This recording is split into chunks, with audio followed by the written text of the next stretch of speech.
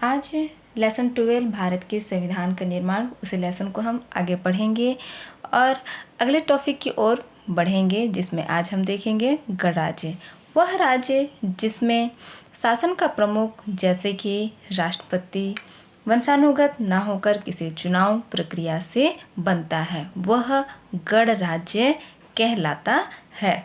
यहाँ पे गणराज्य की परिभाषा बहुत अच्छे तरीके से बताई गई है कि वह राज्य जिसमें शासन का जो प्रमुख होता है, जैसे कि राष्ट्रपति, वो वंशानुगत कहने का मतलब जो पीढ़ी दर पीढ़ी आगे बढ़ती जाती है, वो होती है वंशानुगत। जैसे पिता के बाद पुत्र, फिर उनके पुत्र, इस तरीके से वो क्या होगी, वंशानुगत होगी। तो वो यहाँ ये बताया गया कि वंशानुगत ना होकर के किसी चुनावी प्रक्रिया से बनता है, वह क्या कहलाता है, गणराज्य कहलाता है। भारत व पाकिस्तान के राष्ट्रपति चुनाव से बनते हैं, जबकि ब्रिटेन, जापान जैसे अनेक देश में शासन प्रमुख वंशानुगत राज परिवार का मुखिया होता है।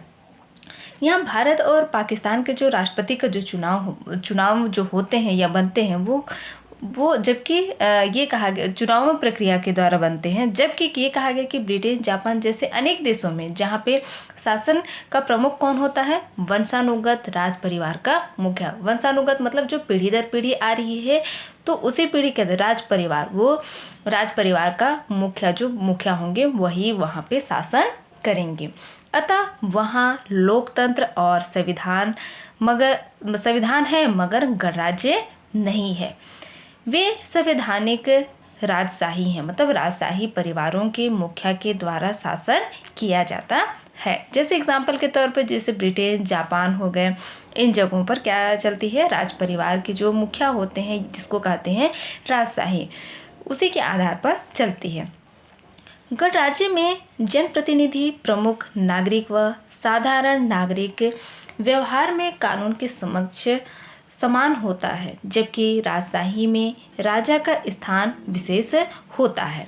यहाँ गणराज्य में जिस तरीके से हम लोग गणराज्य की परिभाषा यहाँ समझे कि जिसमें शासन का प्रमुख कौन होता है, राष्ट्रपति होता है, जिसमें वंशानुगत चुनाव प्रक्रिया नहीं होती है, या वंशानुगत चुनाव प्रक्रिया के द्वारा नहीं किया जाता है। तो गणराज्य में क्या होते हैं, जनप्रतिनिधि, लोगों की सदस्यता, प्रथम नागरिक व साधारण नागरिक व्यवहार में कानून के समक्ष कैसा होता है, समान होता है, जबकि राजशाही में राजा का स्थान विशेष होता है। जो राजा का स्थान है या वो क्या है, उसकी अहमियत या वैल्यू काफ़ी अधिक होती है। अब आगे देखेंगे, हमारे संविधान में सर्वप्रथम यह कहा गया है कि हम किस तरह का राज्य स्थापित करना चाहते हैं। ये संविधान में सर्वप्रथम मतलब पहली बात ये कहा गया है कि जो हमारा राज्य है वह किस तरीके का स्थापित या किस तरीके का होना चाहिए, जो पूरी तरह कैसा हो, स्वतंत्र हो, संपूर्ण प्रभुत्व संपन्न, जिसमें क्या हो, संसाधनों का उपयोग सार्वजनिक हितों में हो और असमानता ना हो, समाजवादी, जो किसी धर्म पर आधारित ना हो, पंथ निरपेक्ष, जिसमें शासन लोगों की इच्छानुसार चले, लोकतंत्रात्मक, जिसका शासन प्रमुख वंशानुगत ना हो, गणराज्य उसके बाद यह बताया गया है।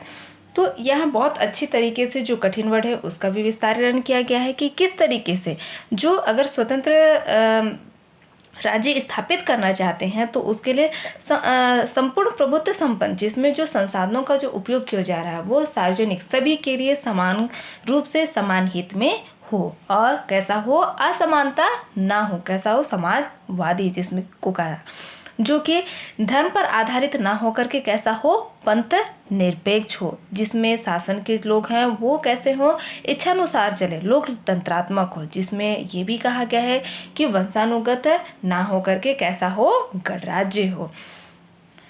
तो आगे देखेंगे कि यह राज्य हमने किस लिए बनाया, उसके सभी नागरिकों को न्याय, स्वतंत्रता, समानता दिलाने तथा उनके बीच बंधुत्व या भाईचारा मजबूत करने के लिए जो गणराज्य बनाने की जो कोशिश की गई है या बनाया गया है, उसमें सभी नागरिकों को न्याय, स्वतंत्रता, समानता, सभी के लिए समान रूप से तथा उनके बीच में बंधुत्व मतलब भाईचारे की जो भावना है उसे मजबूत करने के लिए किया गया है। अब आगे देखेंगे सामाजिक, आर्थिक और राजनीतिक न्याय किस तरीके से। न्याय से तात्पर्य है कि जिसका जो हक है या अधिकार है वह उसे मिले और अगर कोई व्यक्ति या शासन उसका उल्लंघन करता है तो वह क्या हो, दंडित हो। यहाँ पे न्याय का तात्पर्य उसका अर्थ स्पष्ट करने की कोशिश की गई है कि जिसका जो हक है मतलब जिसका जो हक है या अधिकार है वो उसको मिले। अगर कोई व्यक्ति या फिर शासन उसे उल्लंघन करता है या खंडन करता है तो उसे क्या होगा, दंड दिया जाएगा। अगर किसी को उसकी गरीबी, राजनीतिक विचार, जाति, धर्म या लिंग के कारण अपने अधिकारों से वंचित करना पड़ता है तो गणराज्य का दायित्व है कि उसके अधिकार उसे दिलवाए और ऐसी परिस्थितियां निर्मित करे ताकि इन कारणों से कोई अपना अधिकार न खो पाए, चाहे वो कैसा भी व्यक्ति हो, चाहे वो गरीब हो, राजनीतिक विचारधारा हो, किसी भी जाति का हो, किसी भी धर्म को मानता हो या फिर लिंग के कारण उसे उसके अधिकारों से उसे वंचित नहीं रहना पड़ता है। और जो गणराज्य के जो दायित्व है, जिम्मेदारी है, वह उसे क्या है, उसके अधिकार को दिलाए उसके ऐसी परिस्थितियां निर्मित करे ताकि इन कारणों से या किसी और कारणों की वजह से या स्थिति की वजह से उसके अधिकार जो है उसे ना खो पाए। न्याय गहरे रूप में समानता और समान अवसर की अवधारणा से जुड़ा हुआ है। जो न्याय के गहरे रूप है मतलब जो न्याय के जो उसकी बारीकियों के रूप में अगर जानने की कोशिश करेंगे तो उसमें क्या है, समानता और समान अवसर की जो अवधारणा है, उसकी जो खासियत है, उसमें जो अधिकार से संबंधित जो बातें जोड़ी गई हैं वो उसमें क्या है, जुड़ा हुआ है। अतः यहाँ केवल न्यायालय में मिलने वाले कानूनी न्याय की बात नहीं की गई है। वास्तव में न्याय एक दार्शनिक अवधारणा है जिसे परिभाषित करना कैसा है, कठिन है। किसी का अधिकार क्या हो या किस आधार पर निर्धारित करें, इन पर कई मत हो सकते हैं और नए विचार उभर सकते हैं। इस कारण समय समय पर न्याय की अवधारणा पर पुनर्विचार करके नीति बनाना भी गणराज्य से अपेक्षित है।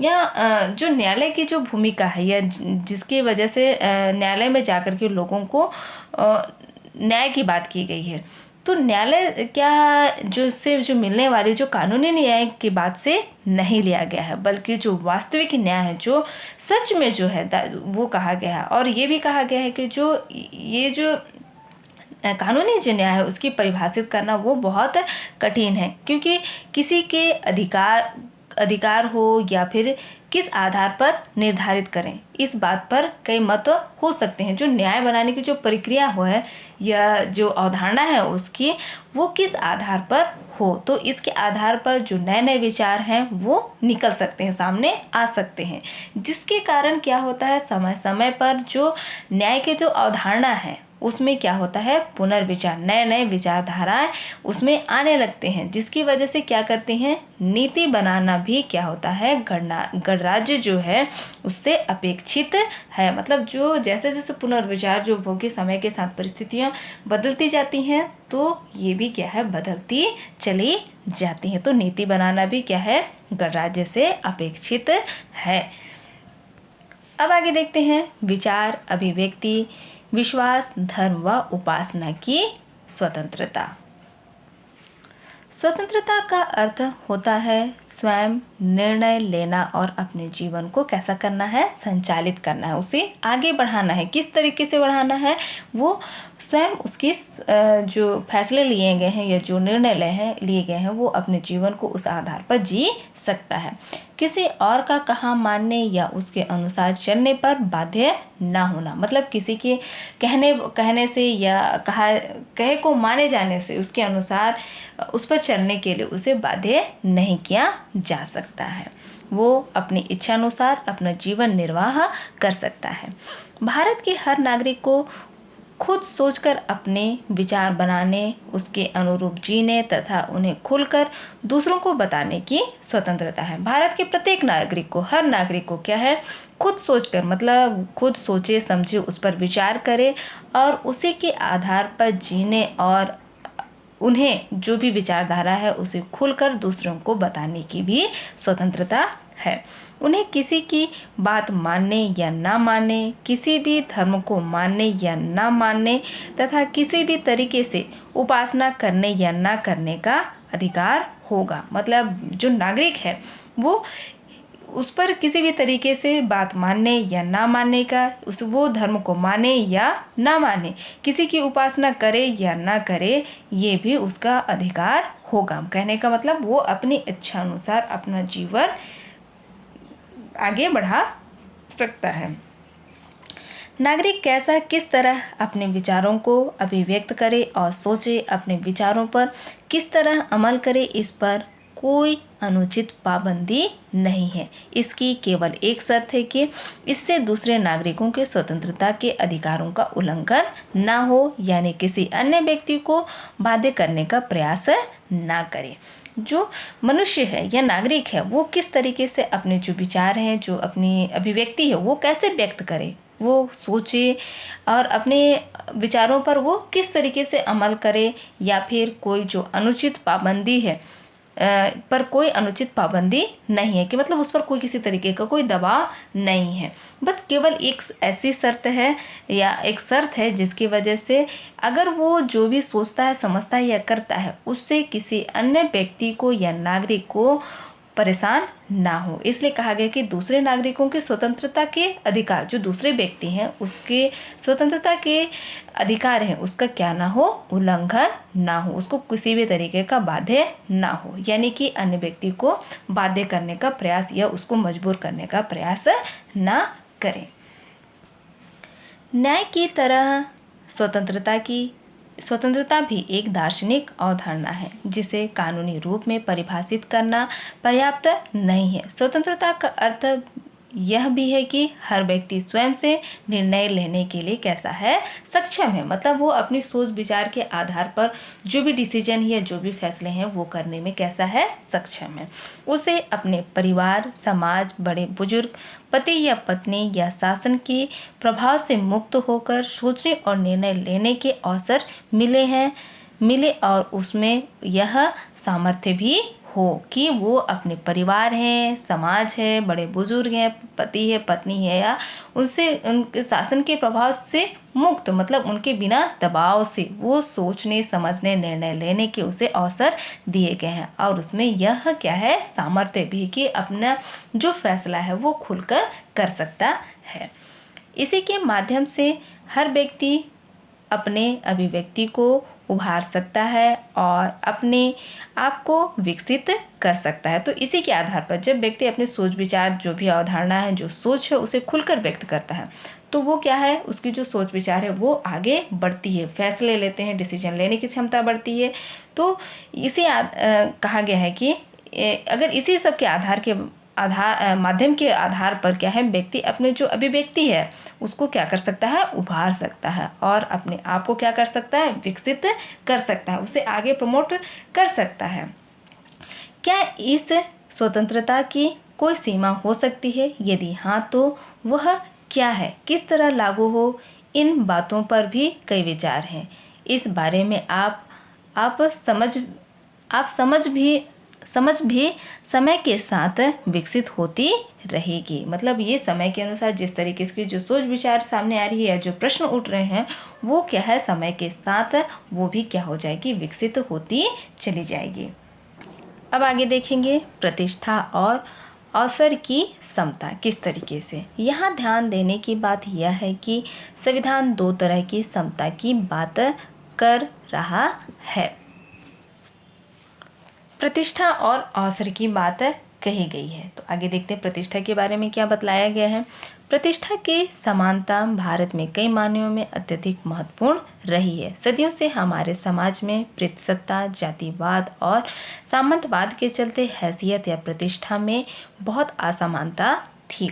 यहाँ प्रतिष्ठा जो प्रतिष्ठा की समानता है भारत में, वो कई मायनों में क्या है, अत्यधिक महत्वपूर्ण रही है सदियों से। मतलब पहले क्या होता था कि हमारे समाज में तो पितृसत्ता कहना चाहिए, परिवार में जो क्या होते थे, जो बड़े होते थे उनके कहे अनुसार ही परिवार में क्या होता था, उन्हीं की इच्छा अनुसार जो भी कार्य होते थे या जो भी डिसीजन होते थे वो किए जाते थे। और साथ ही साथ ये कहा गया है कि समाज में जो जातिवाद होते थे, जातीयता को काफ़ी महत्व दिया जाता था। और साथ ही सामंतवाद के चलते जो बड़े वर्ग के लोग होते थे या राजा महाराजा के जो अधिकारी होते थे या उनके जो रिश्तेदार होते थे, उन्हें काफ़ी ज़्यादा क्या है, अहमियत दिए जाते थे, जिसकी वजह से क्या हो चलते हैसियत एवं प्रतिष्ठा में क्या है, बहुत असमानता थी। मतलब ये जो ऊपर नीचे की जो स्थिति थी है ना, जो उच्च वर्ग के लोग होते थे उनको ज़्यादा वैल्यू दी जाती थी, जिसके पास मान सम्मान ज़्यादा होता था या मान सम्मान वाले लोग होते थे उन्हें ज़्यादा अहमियत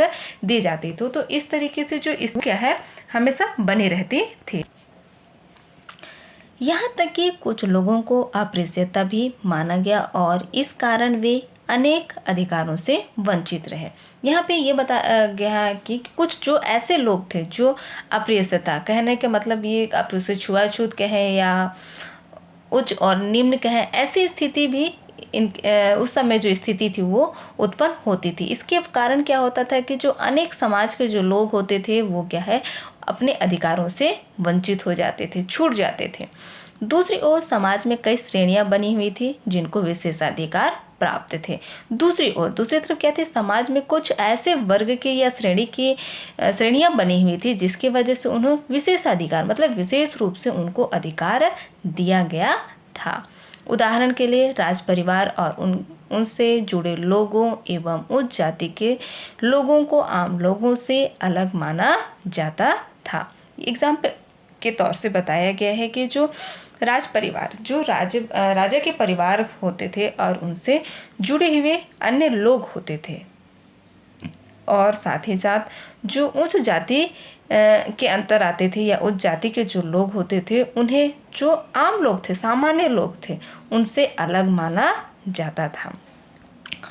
उनके अलावा कई लोग जो अंग्रेजी शासन के क्या थे, वफादार थे। इसके अलावा वो ये भी था कि कई ऐसे भी लोग थे जो क्या थे, अंग्रेज शासन जो थी उसके क्या थे, काफ़ी वफादार थे। मतलब वो जो कहते थे उन्हें करते थे या उनकी बातों को माना जाता, या फिर और तरह की जो भी बातें थी उन्हें वो मानते थे।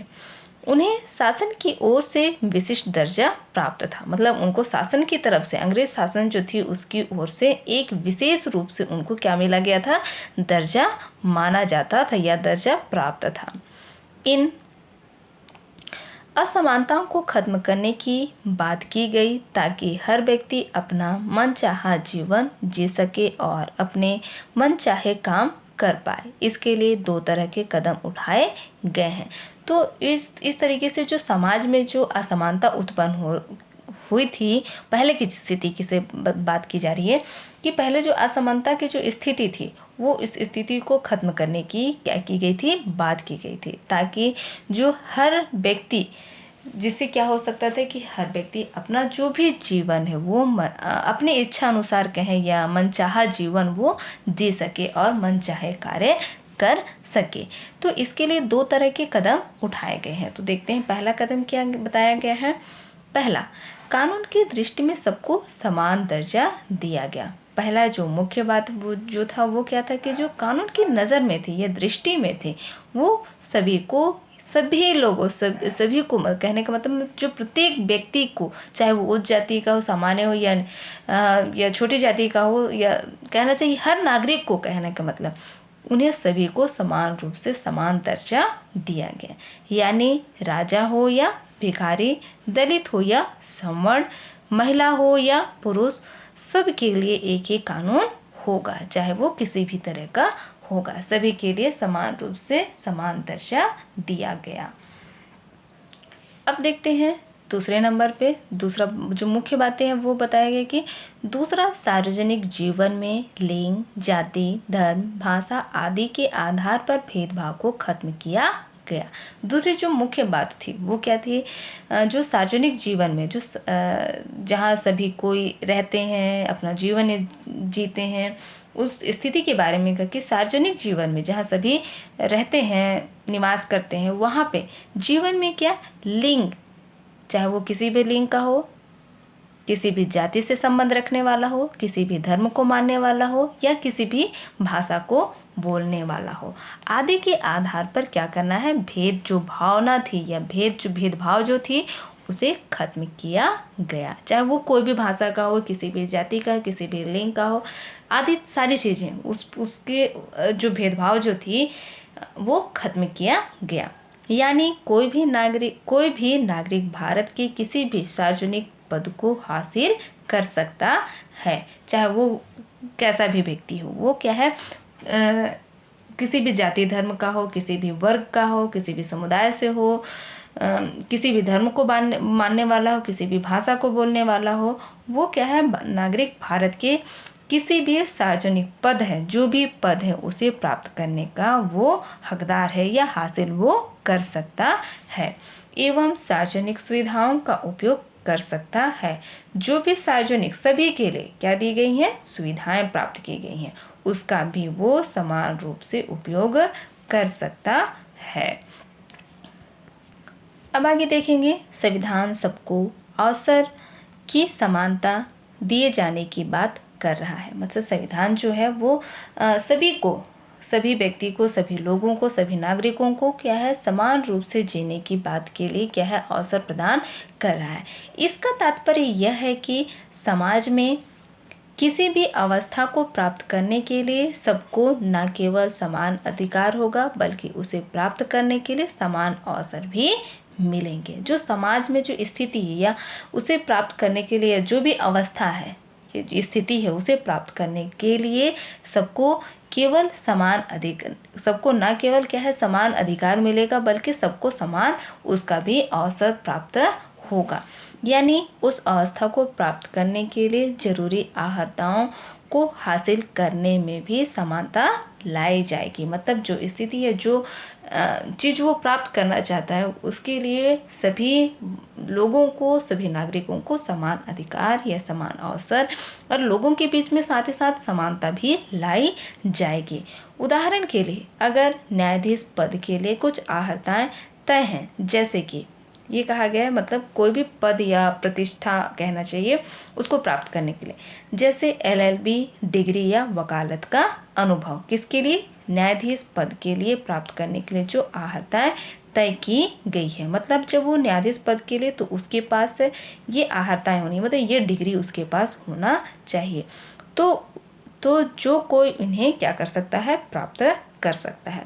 वह न्यायाधीश पद के लिए आवेदन क्या कर सकता है, दे सकता है। साथ ही यह शिक्षा और वकालत का अनुभव भारत के हर नागरिक के लिए खुला है। मतलब यह शिक्षा क्या है, किसी भी कहना चाहिए किसी इस पद को प्राप्त करने के लिए वह शिक्षा और वकालत करने का अनुभव भारत के हर व्यक्ति या जो भी व्यक्ति करना चाहता है वह कर सकता है। उसके लिए ये अधिकार या यह जो भी शिक्षा प्राप्त करनी है वो खुले हुए हैं। लिंग, जाति, धर्म या भाषा के आधार पर किसी पर पाबंदी नहीं है। आगे देखते हैं, न्याय और स्वतंत्रता की तरह समता भी एक दार्शनिक अवधारणा है। ये जिस तरीके से न्याय और स्वतंत्रता की तरह भी समता जो है, समान रूपता जो है, वो भी दार्शनिक की एक अवधारणा है, जिसमें ये कहा गया है कि हर इंसान को, चाहे वह स्त्री हो या पुरुष, अमीर हो या गरीब, शारीरिक रूप से पूर्ण हो या सक्षम, बच्चा हो या वृद्ध, किसी भी धर्म, जाति या क्षेत्र का हो, उसे एक व्यक्ति के रूप में समान आदर, सम्मान मिले और अपनी मर्जी अनुसार जीवन जीने का अवसर मिले। उल्लेखनीय है कि संविधान में हर तरह की समता, खासकर आर्थिक समानता की बात नहीं की गई है। इसमें प्रतिष्ठा और अवसर की समानता की बात की गई है। यहाँ पे आप लोगों को ध्यान देने की बात है कि यहाँ पे क्या है, जो खास करके आर्थिक समानता है, आर्थिक स्थिति की जो समानता है उसकी बात नहीं की गई है, बल्कि क्या की बात की गई है, प्रतिष्ठा और अवसर की बात की गई है, जिसमें चाहे वो कोई भी इंसान हो, चाहे स्त्री हो या पुरुष, अमीर हो या फिर गरीब, शारीरिक रूप से पूर्ण हो, सक्षम हो, बच्चा हो या फिर वृद्ध हो, किसी भी धर्म, जाति या फिर किसी भी क्षेत्र का या किसी भी जगह का रहने वाला हो, उसे क्या है, एक व्यक्ति के रूप में उसे समान आदर मिलेंगे और सम्मान भी मिलेंगे, और उसे अपनी इच्छानुसार जीवन जीने का भी अवसर मिले। तो इन सब उल्लेखनीय में ये बताया गया कि संविधान में हर तरह की समता, खासकर की जो आर्थिक समानता है उसकी बात नहीं की गई है, बल्कि किसकी बात की गई है, प्रतिष्ठा और अवसर की समानता की बात की गई है, कि सभी व्यक्ति को अपनी प्रतिष्ठा और उसे अवसर पाने की समानता मिलेगी या दी जाएगी।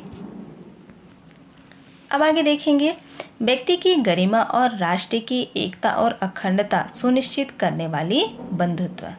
इससे पहले कही गई बातें जैसे स्वतंत्रता या समानता व्यक्तियों के लिए थी। ये स्वतंत्रता और समानता प्राप्त व्यक्ति आपस में विरोध में ना खड़े हो, एक साथ रहे और अपनी सामूहिकता को बनाए रखे। इसके लिए बंधुता की बात कही गई है, कि किस तरीके से समाज में जो कही गई बातें हैं, जैसे कि स्वतंत्रता या समानता व्यक्ति के लिए ही थी या है, ये स्वतंत्रता और समानता प्राप्त करने के लिए आपस में क्या है, विरोध में ना खड़े हो, बल्कि कैसे रहे, एक साथ रहे और सामूहिकता, एक साथ मिल करके सामूहिक रूप से यह सामूहिकता बनाए रखें।